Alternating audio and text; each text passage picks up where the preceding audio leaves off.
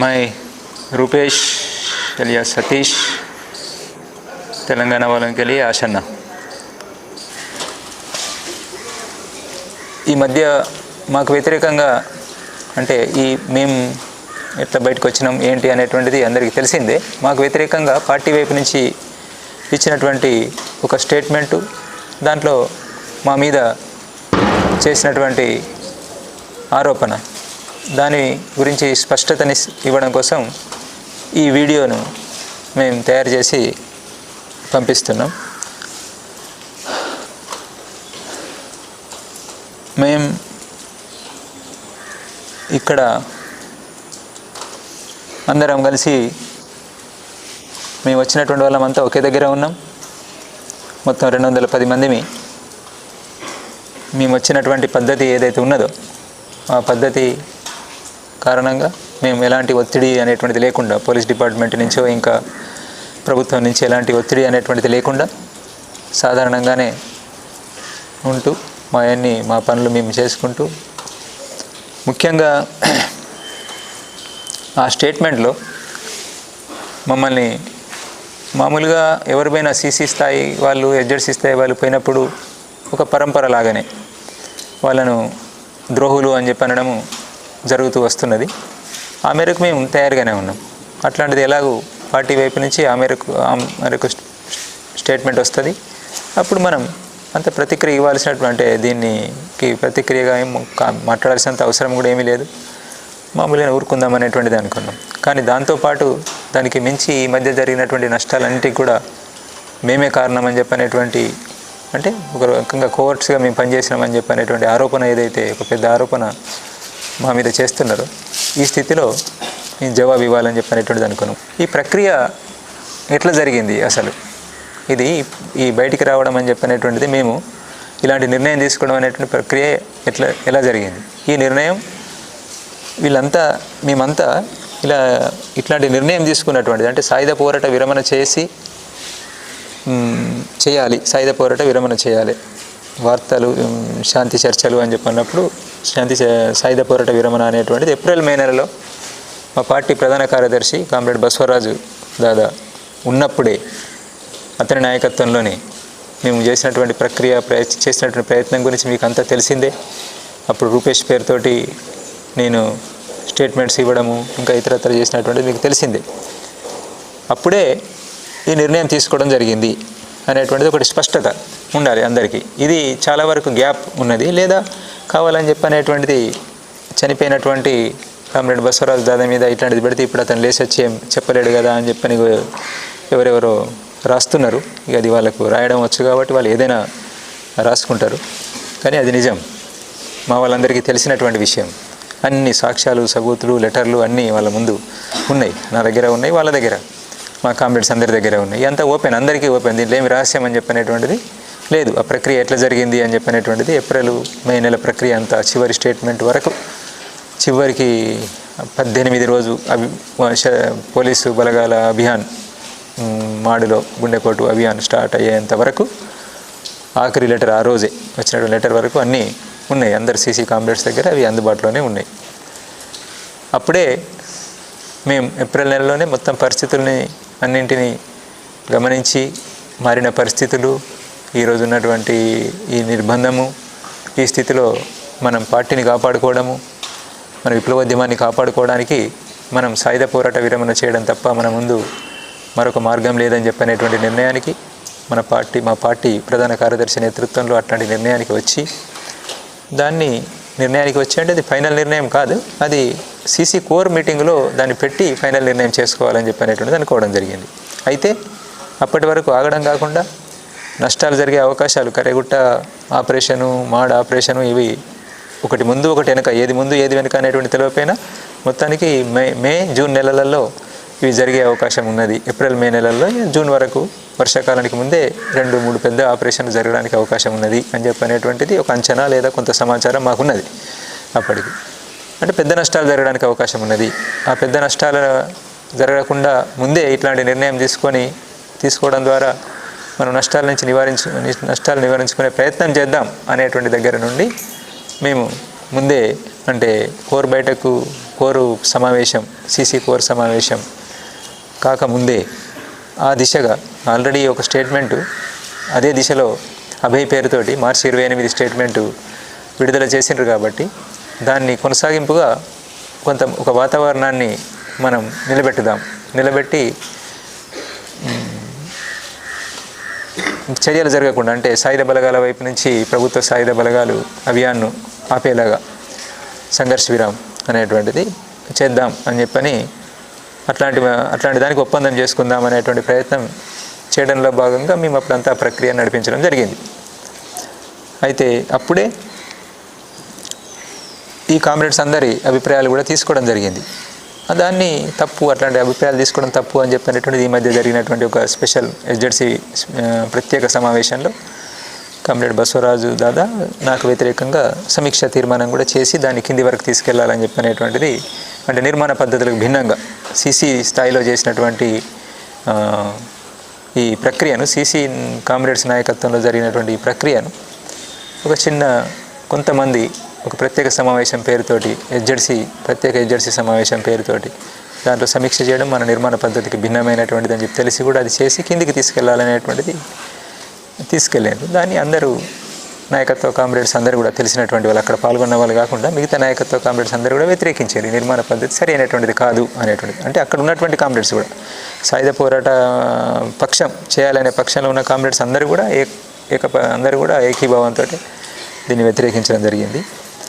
అయితే మేము అప్పుడే వీళ్ళంతా తయారైనటువంటిది, అంటే మనం ఇట్లా నిర్ణయం తీసుకోవాలి, ఇదే సరైన నిర్ణయం ఈ రోజు ఉన్నటువంటి పరిస్థితిలో అని చెప్పని తయారైనటువంటిది ఆ రోజే ఏప్రిల్ మే నెలలోనే నేను ఎస్జెడ్సీ కామ్రేడ్స్ తోటి మాట్లాడినా. ఎస్జెడ్సీ కామ్రేడ్స్ డివిసి కామ్రేడ్స్ తోటి మాట్లాడినారు. ఎస్జెడ్సీ డివిసి కామ్రేడ్స్ కలిపి కింద ఏసీ పీపీసీ కామ్రేడ్స్ అభిప్రాయాలు కూడా తీసుకున్నారు. అంటే మనం సాయుధ పోరాట విరమణ, తుపాకులు వదిలిపెట్టాలి అని చెప్పినటువంటి నిర్ణయం సంబంధించినటువంటి దాని విషయంలో కొంత అటు ఇటుగా చర్చించి ఈ కామ్రేడ్స్ అందరూ కూడా ఆ రోజే తమ ఆమోదాన్ని తెలిపినారు, తయారయ్యారు. దాంట్లో భాగంగానే వాళ్ళు ఈరోజు మళ్ళీ నిర్ణయం తీసుకున్న తర్వాత రావడం అనేటువంటిది జరిగింది. లేదు వీళ్ళు బలవంతంగా తీసుకొస్తే వచ్చినటువంటి వాళ్ళు కాదు, అట్లాంటి స్థితి లేదు. అంటే ఏమీ తెలియనటువంటి వాళ్ళు కాదు, ఎంతో డివిజన్ల అక్కడ ఉద్యమాన్ని నడిపిస్తున్నటువంటి నాయకత్వ స్థాయి కామ్రేడ్స్. అనేక విషయాలు వీళ్ళకి తెలుసు, వాళ్ళు స్వతంత్రంగా నడిపిస్తూ ఉన్నారు. ఒక సతీష్ చెప్తేనో లేదంటే ఒక సోను చెప్తేనో విని భ్రమలకు గురై తప్పుడు నిర్ణయం తీసుకొని వచ్చేటువంటి స్థితి ఈ కామ్రేడ్స్లో లేదు. అర్థం చేసుకొని ఈరోజు ఉన్నటువంటి స్థితిలో ఇట్లాంటి నిర్ణయం తీసుకోవడమే సబబు సరి అయినటువంటిది అని చెప్పని అర్థం చేసుకొని కామ్రేడ్స్ ఇట్లా రావడం అని చెప్పినటువంటిది జరిగింది. ఈ ప్రక్రియకు సంబంధించినటువంటిది ఇది అందరూ సీసీ కామ్రేడ్స్కి తెలిసినటువంటిది, ఇదేం జరిగింది అని చెప్పినటువంటిది. కొంత దీన్ని తప్పుగా చేస్తున్నారు, కొంతమంది గ్యాప్ ఉంది. ముఖ్యంగా దక్షిణ వైపు ఉన్నటువంటి కామ్రేడ్స్కి ఈ విషయంలో గ్యాప్ ఉంది. ఏది ఈ నిర్ణయానికి సంబంధించి కామ్రేడ్ బిఆర్ దాదా తీసుకున్నటువంటి నిర్ణయం గురించి ఓకే చెప్పడం జరిగింది. కానీ ఈ నిర్ణయాన్ని తను చివరికి వచ్చేటప్పటికి మే 10వ తారీఖు వచ్చేటప్పటికి తను తీసుకున్నటువంటి నిర్ణయాన్ని తప్పు అని చెప్పని గుర్తించి వెనక్కి తీసుకున్నాడు అనేటువంటిది ఏదైతే చెప్తున్నారో అది సరి అయినటువంటిది కాదు. అది కావాలని చెప్పని అట్లా ఒక అబద్ధం చెప్తున్నారు. తను చెప్పినటువంటిది ముందు ఈ ప్రక్రియలోకి దిగడానికి ముందు దక్షిణ వైపు కూడా సాయుధ చర్యలను మనం నిలిపివేయాలని చెప్పనేటువంటిది నిర్ణయం చేసారు. ఉత్తర పశ్చిమ సబ్ జోన్లో కూడా అది నిర్ణయం చేసి మేమేమో ప్రకటించాం, ఓపెన్గా ప్రకటించినాం. ఇంటర్వ్యూ ద్వారా రకరకాల రూపాల్లో మేము చెప్పినాం ఒక వాతావరణం ఏర్పడదని. అక్కడనేమో చెప్పకుండానే అమలు చేసిండ్రు అక్కడ. అంటే మొత్తంగా డీకే వ్యాప్తంగా కూడా ఇది అమలు జరిగింది.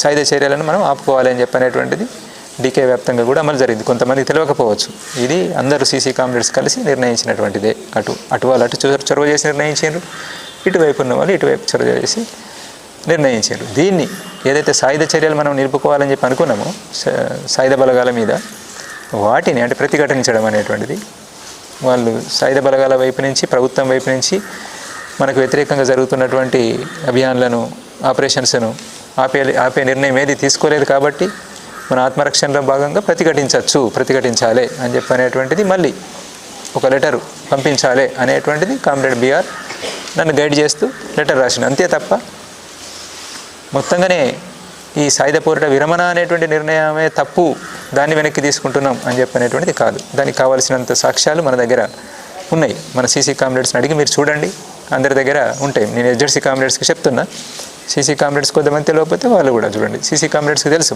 మాకు అందుబాటులో ఉన్న కామ్రేడ్కు తెలుసు, తన దగ్గర ఇంకా చాలా వివరాలు ఉంటాయి. అయితే అక్కడ మనం చెప్తున్నటువంటిది ఆ సమయంలో ఒకటి కోర్ సమావేశం కోసం మనం ప్రభుత్వాన్ని అప్పీల్ చేసినాం. ఒక నెల రోజుల సమయం ఇస్తే మేము కోర్ సమావేశం జరుపుకుంటామని చెప్పి ఒక ముఖ్యమైనటువంటి కీలకమైనటువంటి లెటర్ కామ్రేడ్ బిఆర్ దాదా రాసి అక్కడ ఉన్నటువంటి పీబీ మెంబరు డీకేలోనే ఉన్నటువంటి పీబీ మెంబర్ కామ్రేడ్ దేవ్జీకి ఆ సీసీ మెంబర్స్కు లెటర్ పంపించడం జరిగింది. ఆ తర్వాత అదొక లెటర్. దాని తర్వాత నాతోటి మేము కొంత దూరంగా ఉండి ఇదంతా చేస్తున్న క్రమంలో నేను తనకు దాదాకు లెటర్ రాయడం, దాదా అక్కడి నుండి నాకు లెటర్స్ పంపించడం అని చెప్పినటువంటి ఆ లెటర్స్ అన్నీ కూడా సీసీ కామ్రేడ్స్ ముందు ఉన్నాయి. చివరి లెటరు మే 18వ తారీఖు ఆపరేషన్ అంటే గుండెకోటు అభియాను స్టార్ట్ అయ్యేటువంటి టైంకు ఒక 2 గంటల ముందు 3 గంటల ముందు ఆ లెటర్ను బయటికి పంపించిన తర్వాత అభియాన్ స్టార్ట్ అయింది, ఆపరేషన్ స్టార్ట్ అయింది.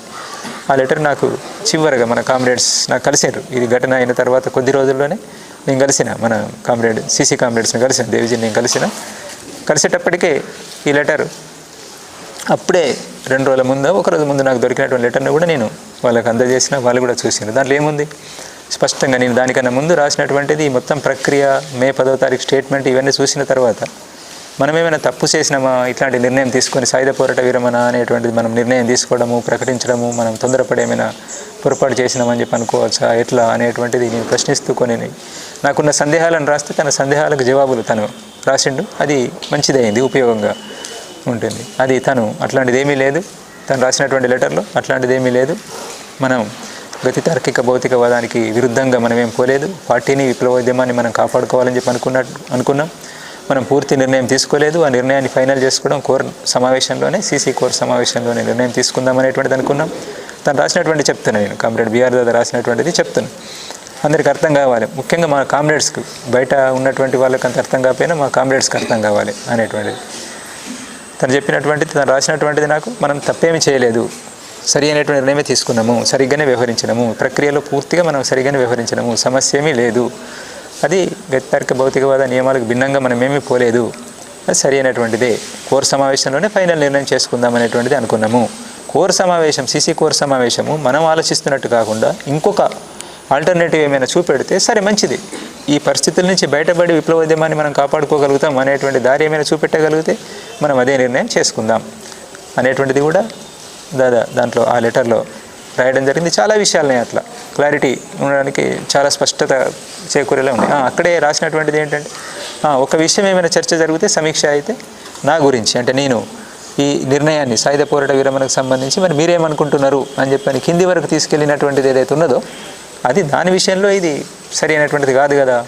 ఇది ఒక ప్రక్రియలో సీసీ కామ్రేడ్స్ అందరూ దృష్టికి తేకముందే, ఎడ్జెడ్సీ కామ్రేడ్స్ అందరి అభిప్రాయాన్ని తీసుకోకముందే తీసుకెళ్ళినటువంటి ప్రక్రియ సరైనటువంటిది కాదు కదా అనేటువంటిది ఏమైనా సమీక్ష జరిగితే జరుగుతుండొచ్చు అనేటువంటిది అక్కడ మేము ఆ లెటర్లో ఉంటుంది. ఇది దీనికన్నా కీలకమైనటువంటి లెటర్ కామ్రేడ్ దేవ్జీ దాదా దగ్గర ఉంటుంది. అది ఆ లెటర్ మీద సమీక్ష జరుగుతాయి.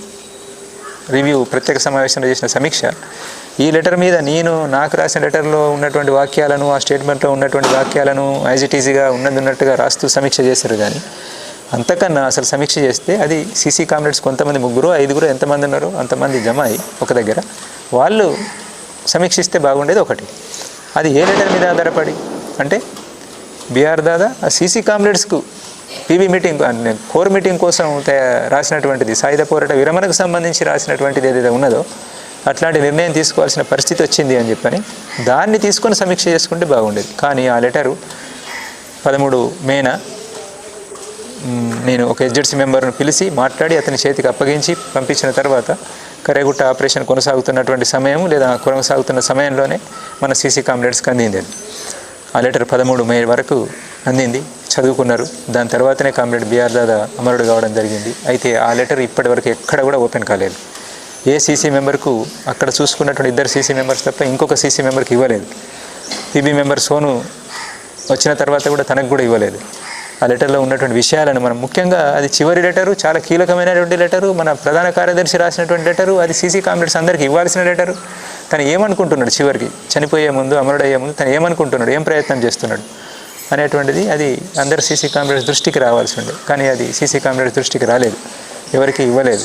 కారణం ఏంటిది అనేటువంటిది మీరే అర్థం చేసుకోండి. ఆ మిగిలిన సీసీ కామ్రేడ్స్ అర్థం చేసుకోవాలి, ఎస్జెడ్సీ కామ్రేడ్స్ అర్థం చేసుకోవాలి. తను ఏం చెప్పి ఉంటాడు అక్కడ, ఎందుకు దాన్ని ఆ లెటర్ని అట్లా ఆపడం జరిగింది అనేటువంటిది కామ్రేడ్స్ అర్థం చేసుకుంటే అర్థమవుతుంది. దీన్ని మా లెటర్స్ని బట్టి దాంట్లో కేవలం సాయుధ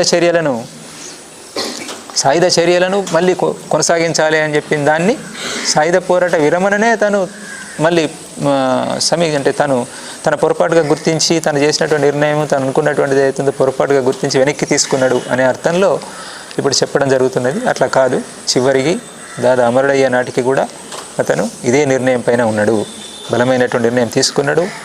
మాతో మాట్లాడిండు, వాళ్ళ యూనిట్ దగ్గర కూడా మీటింగ్ చేసి, దాదా కూర్చొని ఉండగానే నేను మీటింగ్ చేసి మాట్లాడినా. ఆ యూనిట్ వాళ్ళంతా ఇక్కడ ఉన్నారు ఇప్పుడు.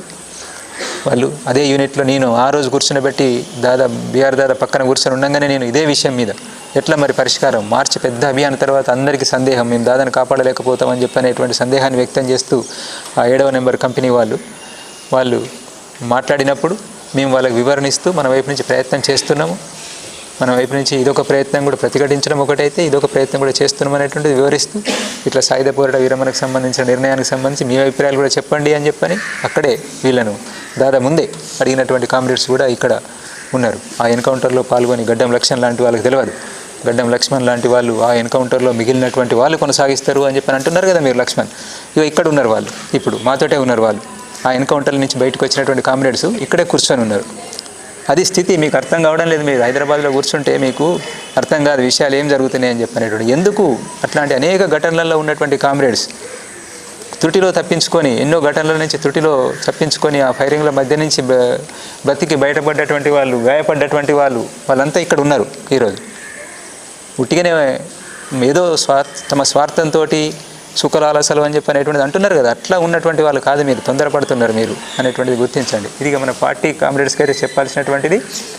దీన్ని మీరు చూడండి, ఒకసారి అర్థం చేసుకోండి. ఆ లెటర్లను అడిగి చూడండి, నా లెటర్లు కూడా అడిగి చూడండి, దీన్ని చూడండి. ఇంకొక విషయం ఏంటంటే మీరు గుర్తించాల్సినటువంటిది, కామ్రేడ్ సోను వచ్చినటువంటిది, తను వచ్చింది నాకు తెలిసింది ప్రత్యేక సమావేశానికి మేము బయలుదేరాలి. ప్రత్యేక సమావేశం కాదు, అసలు జరగాల్సింది వేరే సమావేశం, కానీ అది ప్రత్యేక సమావేశం రూపం తీసుకున్నది. నేను అటెండ్ కాకపోవడంతో ఆ సమావేశానికి అది ప్రత్యేక సమావేశం రూపం తీసుకున్నది. అయితే ఆ సమావేశానికి బయలుదేరే నాటి వరకు కామ్రేడ్ సోను ఇక్కడ మన డీకేలో ఉన్నాడు అనేటువంటిది, ఎంటర్ అయ్యిండు అనేటువంటిది నాకు తెలియదు. మా మధ్య అలాంటి కోఆర్డినేషన్ లేదు. చాలా ముందే అతను వాళ్ళ పీబీ మీటింగ్ అయిన తర్వాత చాలా ముందే అతను వెళ్ళిపోయాడు. మా మధ్య ఎలాంటి సమన్వయం లేదు. ఇక్కడ జరిగినటువంటి నష్టాలకు కానీ, ఘటనలకు కానీ, ఈరోజు తీసుకునే నిర్ణయానికి కానీ అట్లాంటిది అతనికి ఏమీ సంబంధం లేనటువంటిది, అతనికి ఏమీ తెలియదు, దీంట్లో ఏమీ భాగస్వామ్యం లేదు. ఆ తర్వాత మా మధ్య కూడా అట్లాంటి కమ్యూనికేషన్ సమన్వయం అనేటువంటిది కూడా ఏమీ లేదు. కావాలని చేస్తున్నటువంటి ఆరోపణలు, వీళ్ళిద్దరు కలిసి చేసినారు అనేటువంటిది అట్లాంటిది ఏమీ లేదు. నేను చాలా తక్కువ సమయం కలిసి ఉన్నటువంటిది, ఈ మధ్యలో కూడా కలిసినటువంటి 2 సందర్భాలలోనే, ఆగస్టులో ఒకసారి, అక్టోబర్ 7వ తారీఖు ఒకసారి, అది అందరి ముందే కలిసినాం. మిగతా అంటే మమ్మల్ని వ్యతిరేకిస్తున్నటువంటి కామ్రేడ్ని కూడా కూర్చునిపెట్టి మాట్లాడినాం అంత ఓపెన్గా, ప్రజాస్వామిక పద్ధతిలో. అంటే ఈ పద్ధతిని, ఈ ప్రక్రియను వ్యతిరేకిస్తూ ఇప్పుడు అక్కడ ఎవరైతే బలంగా వ్యతిరేకిస్తూ అక్కడ ఉన్నటువంటి కామ్రేడ్ ఉన్నాడో, ఆ కామ్రేడ్ ఎస్జెడ్సీ కామ్రేడ్ కూడా మాతో పాటు కూర్చున్నాడు. మేము చర్చిస్తున్నప్పుడు అన్ని విషయాల్లో తను కూడా పాల్గొనాలని చెప్పి అన్నాం. నేను మీతో ఏకీభవించడం లేదుగా, నేనెందుకు, మీరే మాట్లాడుకోండి అంటే కూడా మేము కూర్చొని వింటే మంచి, వింటే తప్పేం లేదు, ఏం జరుగుతున్నది అనేటువంటిది ఆలోచించడానికి అవకాశం ఉంటుంది, సలహాలు సూచనలు ఇవ్వడానికి అవకాశం ఉంటుంది అనేటువంటిది మేము కూర్చుండబెట్టినాం.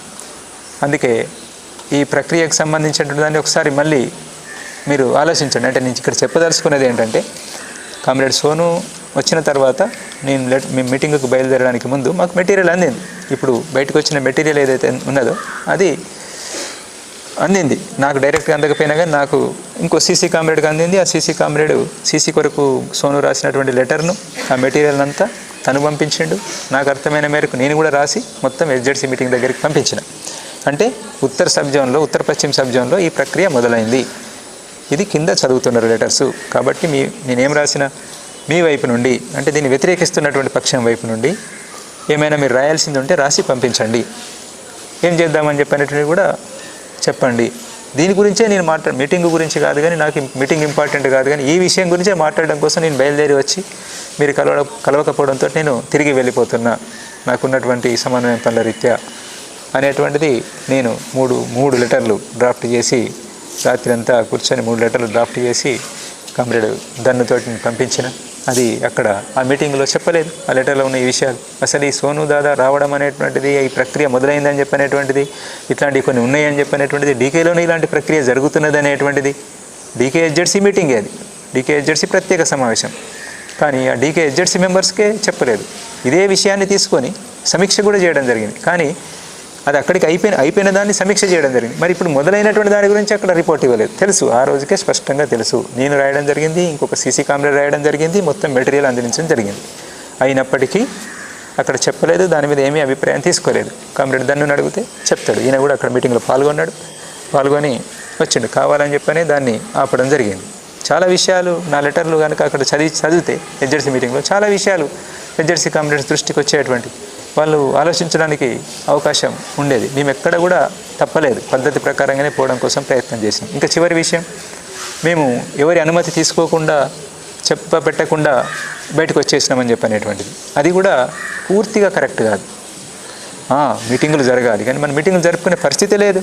మనకు అనేక నిర్ణయాలు జరిగేటువంటి మీటింగులు జరిగితే మన కాంగ్రెస్ని జరుపుకోగలిగితే మన 23లో 24లో చాలా ఉపయోగకరంగా ఉండేది. మనకు ఎన్నో నిర్ణయాలు తీసుకునేటువంటి వాళ్ళం మనం.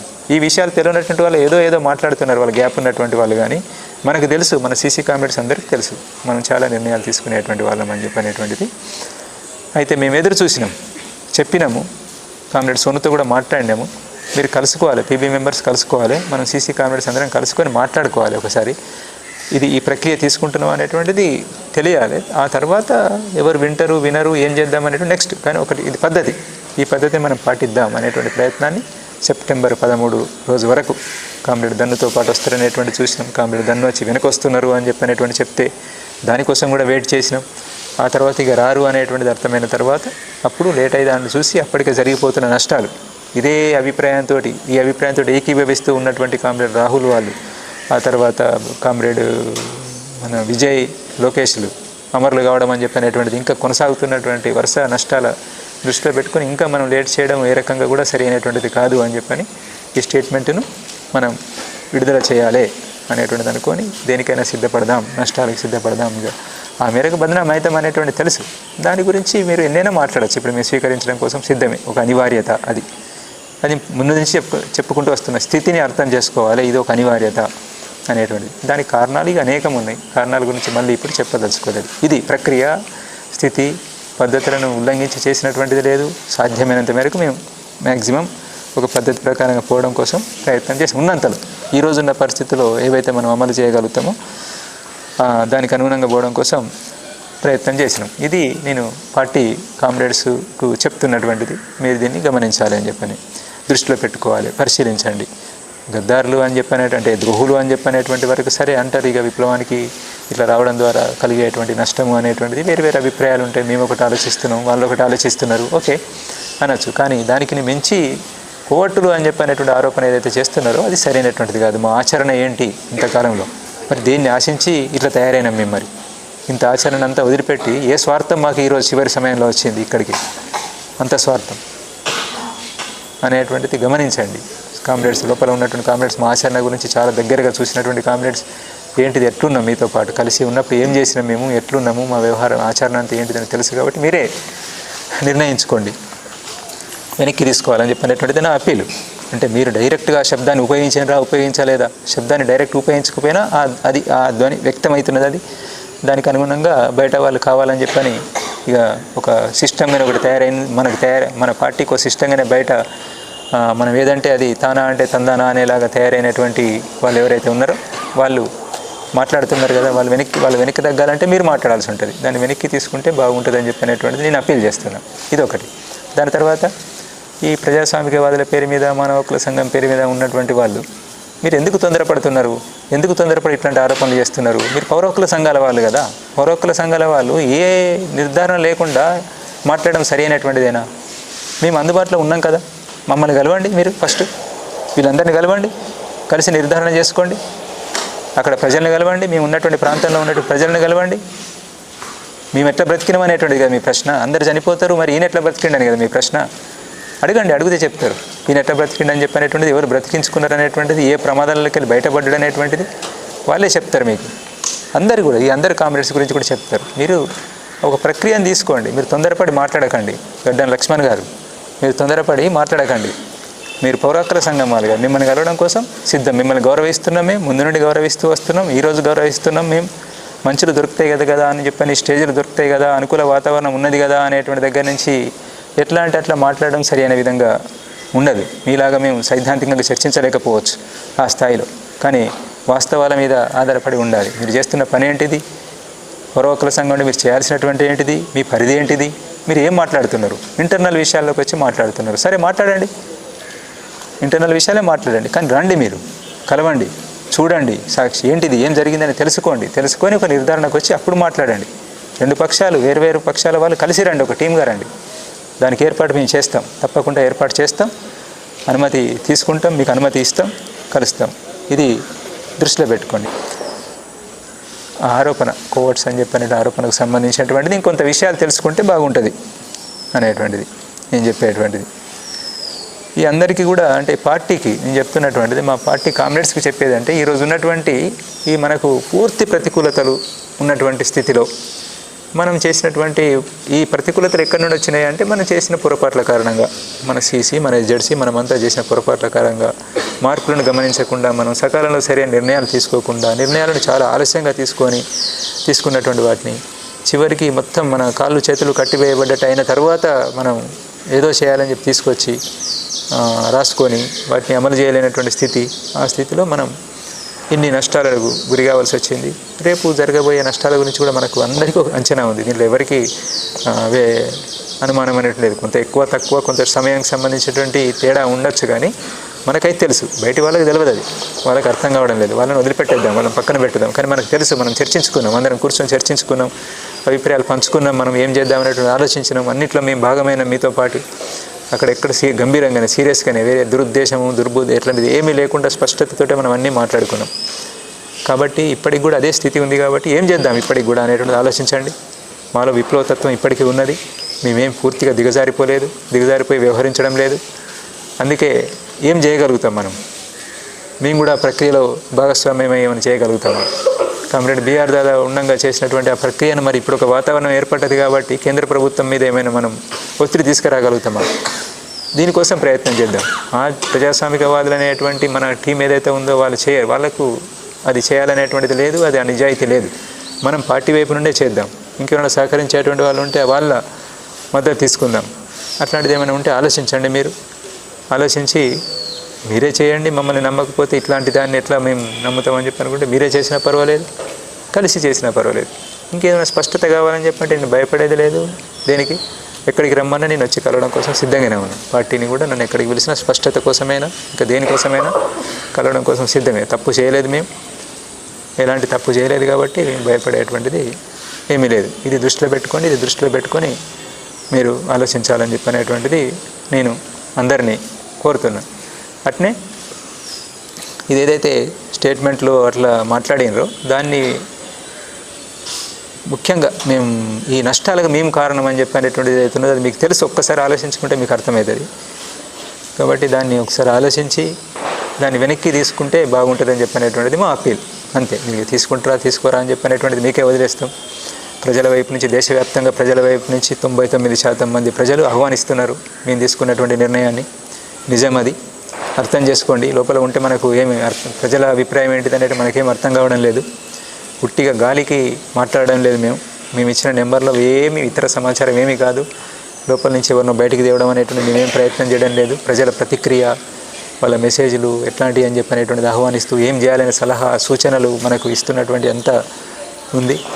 అందుకే దాన్ని కూడా గమనంలో పెట్టుకొని కామ్రేడ్స్ ఆలోచిస్తారని చెప్పనేటువంటిది నాకు వేరే ఉద్దేశం ఏమీ లేదు. ఈ రకంగా మళ్ళీ ఒక వీడియో జారీ చేయడం ద్వారా ఇంకింత బలహీనపరచాలని చెప్పనేటువంటి ఎలాంటి ఉద్దేశం లేదు. ఈ కామ్రేడ్స్ అందరి చింత ఎట్లయితే ఉన్నదో అట్నే మిగతా వాళ్ళని కూడా కాపాడుకోవాలని చెప్పనేటువంటిది. వాళ్ళు ఆయుధాలే ముఖ్యమని చెప్పి అంటున్నారు. మన బుద్ధిజీవులు, హైదరాబాద్లో కూర్చున్న బుద్ధిజీవులు ఆయుధాలే ముఖ్యమంటున్నారు. వీళ్ళంతా చనిపోతే తెలంగాణ వాళ్ళు, మీరు చేసేది ఏంటిది? తెలంగాణ వాళ్ళకే కదా, మాకే కదా. మా శవాలు వస్తే ఎర్ర జెండాలు పట్టుకొని ఊరేగింపులు చేద్దాం అనేటువంటిది కదా. మిగతా వాళ్ళ పరిస్థితి ఏంటి? మమ్మల్ని హీరోల్ని చేయగలుగుతారు, నిజమే. అది అవసరం ఉన్న రోజు చేస్తాం. ఒక లక్ష్యం స్పష్టంగా కనిపిస్తున్నప్పుడు, భవిష్యత్తు కనిపిస్తున్నప్పుడు దానికోసం ప్రాణాలకు తెగించిపోతాం. అదే బంద్ అయినప్పుడు, అన్నీ మూసుకుపోయినప్పుడు ఏ లక్ష్యం కోసం ప్రాణం త్యాగం చేద్దాం? ఎందుకు? ఉన్నటువంటి అవకాశాల కోసం చూడడము విజ్ఞత అది. అట్లా మనం మన విజ్ఞతను ప్రదర్శించాలి, కానీ మూర్ఖంగా మాట్లాడడం అనేటువంటిది సరి అయింది కాదు. మనకు తెలుసు కదా అనేటువంటి దగ్గర నుంచి, ఏది మాట్లాడినా కానీ నడుస్తుంది కదా అనేటువంటి దగ్గర నుంచి, ఒక అనుకూల వాతావరణం ఉంది అనే దగ్గర నుంచి మాట్లాడుతున్నారు మీరు. కానీ వీళ్ళందరినీ చనిపోకూడదు అనుకున్నాం కాబట్టి, ముందు భవిష్యత్తు దారి కనబడడం లేదు కాబట్టి, ఇదే సరి అనేటువంటిది మేమంతా చర్చించి వచ్చిన మిగతా కామ్రేడ్స్ చాలామందిలో అట్లాంటి ఆలోచనలు ఉన్నాయి. మీ చుట్టూ ఉన్నటువంటి కామ్రేడ్స్లో కూడా చాలామందిలో అవే ఆలోచనలు ఉన్నాయి. మీరు ఓపెన్గా చర్చ పెట్టండి, మేము పెట్టినట్టుగానే ఏం జరుగుతుందో చూడండి. ఇక్కడ మేము ఏదైతే తీసుకున్నామో ప్రక్రియ, అదే ప్రక్రియను మీరు ఒకసారి తీసుకొని చూడండి. అక్కడ కూడా ఎట్లాంటి అభిప్రాయం వస్తుందో చూడండి, రెస్పాన్స్ ఎట్లా వస్తుందో చూడండి. ఇక్కడ పార్టీకి చెప్తున్నటువంటిది. బయటి వాళ్ళైతేనో గ్యాప్ మీకు, బయటి వాళ్ళకు మీకు, మీరు తొందరపడి అనవసరంగా తెలియక ఎంటర్ అవుతున్నారు. అనవసరమైనటువంటి పరిధి దాటి ఎంటర్ అవుతున్నారు. మీరు ప్రజలకు చేస్తున్నటువంటి విజ్ఞప్తి ఏంటంటే, మేము ఏ పరిస్థితుల్లో ఇట్లా నిర్ణయం తీసుకోవాల్సి వచ్చిందని చెప్పినటువంటిది మీరు అర్థం చేసుకొని మాకు సహకరించండి. మాలో ఇప్పటికీ విప్లవతత్వం ఉంది, మేము ప్రజల్లో పనిచేయాలని చెప్పినటువంటిదే కోరుకుంటున్నాము. ఎలాంటి స్వార్థానికి ఇంకా ఇతర వాటికి మేము గురి కాలేదు. అందుకే మమ్మల్ని నమ్మండి. అందరూ కూడా నమ్ముతారని చెప్పినటువంటిది మేము ఆశిస్తున్నాం. మేము మళ్ళీ ప్రజలతోటే ఉంటాం, ప్రజా పోరాటాలలో పాలు పంచుకుంటాం. పరిస్థితులకు అనుగుణంగా మనం మసులుకోవడం అని చెప్పనేటువంటిది అవసరం. ఈరోజు ఉన్నటువంటి పరిస్థితులను దృష్టిలో పెట్టుకొని మేము ఇలాంటి నిర్ణయం తీసుకున్నాం. కొంతమంది అంటున్నారు ముందు ప్రోగ్రాం ఏంటిది అనేటువంటి స్పష్టంగా ప్రకటించడం లేదని చెప్పని. ముందు ప్రోగ్రాంని ప్రకటించుకునేంత అట్లాంటి స్థితి కూడా లేదనేటువంటిది గమనించాలి, మీరు గమనంలో పెట్టుకోవాలి. పరిస్థితులను బట్టే ముందుకు పోదామని చెప్పనేటువంటిదే మేము అనుకున్నాం. ఇంకా మేము చర్చించుకోవాల్సినటువంటిది ఉన్నది. పెద్ద పథకాన్ని వేసుకొని చాలా స్పష్ట భవిష్యత్తు ప్లాన్ను వేసుకోవడం అని చెప్పనేటువంటిది ఇంకా జరగలేదు. అనేక సలహాలు, సూచనలు వస్తున్నాయి. బయట ఎంతోమంది అట్లాంటివి ప్రజాస్వామికవాదులు మనల్ని కోరుకుంటున్నటువంటి వాళ్ళు తమ విలువైనటువంటి సలహాలు, సూచనలు ఇస్తున్నారు. వాటన్నిటిని తీసుకొని ముందుకు పోవడానికి అవకాశం ఉంది అని చెప్పినటువంటి విశ్వాసం మాలో ఉంది. దాని ప్రకారంగా మేము ముందుకెళ్తాం. అట్లా అందరి సహకారం ఉంటుందని చెప్పని ఆశిస్తూ దీన్ని ఇంతటితో ముగిస్తున్నాం.